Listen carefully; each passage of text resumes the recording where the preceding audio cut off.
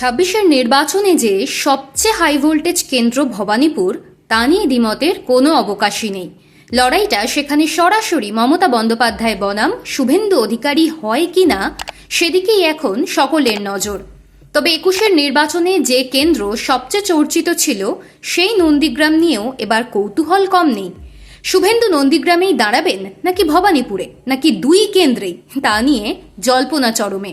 আবার যদি তিনি ভবানীপুরেই শুধু দাঁড়ান, সেক্ষেত্রে নন্দীগ্রামে বিজেপির প্রার্থী কে হবেন তা নিয়েও চর্চার অন্ত নেই। তবে এটা ঠিক, পূর্ব মেদিনীপুরের এই কেন্দ্রে যিনি পদ্মের প্রার্থী হন না কেন, তিনি যে শুভেন্দু অধিকারীর ঘনিষ্ঠ হবেন তা বলাই বাহুল্য। আর সেই বিচারে শোনা যাচ্ছে, অধিকারী বাড়ির মেজ ছেলে নিজে যদি এই কেন্দ্রে আর প্রার্থী না হন, তাহলে এখানে টিকিট পেতে পারেন তার ভাইপো দেবদীপ অধিকারী। আবার উল্টো দিকে তৃণমূলের তরফে কে প্রার্থী হবেন তা নিয়েও আলোচনা জারি রয়েছে সমান তালে। কানাঘুষো যা খবর, তাতে এবার কোনো ভূমিপুত্রকেই নন্দীগ্রামে প্রার্থী করে সেবাশ্রয়ের সুফল ঘরে তুলতে চাইছে তৃণমূল। তবে দুই ফুলের এই টানাপোড়েনের মাঝে চাঞ্চল্যকর খবর এলো, এবার নন্দীগ্রামে প্রার্থী দিচ্ছে না সিপিএম। বামফ্রন্টের আসন ভাগাভাগির হিসেবে নন্দীগ্রাম আসনটি ট্র্যাডিশনালি সিপিআই এর হলেও ২১-এর প্রেস্টিজ ফাইটে ওই আসনে প্রার্থী দিয়েছিল সিপিএম।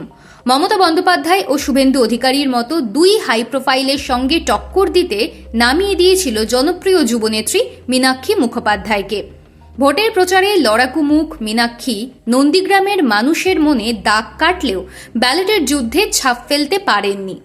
যে হাড্ডাহাড্ডি লড়াইয়ে মমতা বন্দ্যোপাধ্যায়কে ১,৯৫৬ ভোটে পরাজিত করেন শুভেন্দু অধিকারী, সেই লড়াইয়ে মীনাক্ষী পেয়েছিলেন মাত্র ৬,২৬৭টি ভোট। শতাংশের হিসেবে ২.৭৪।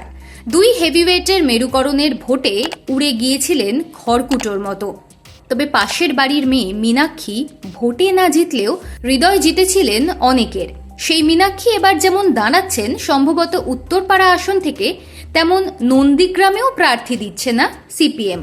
শোনা যাচ্ছে বামফ্রন্টের বৈঠকে সিদ্ধান্ত হয়েছে, এই আসনটি আবার সিপিআইকেই ছেড়ে দিচ্ছে বামফ্রন্টের বড় শরিক সিপিএম।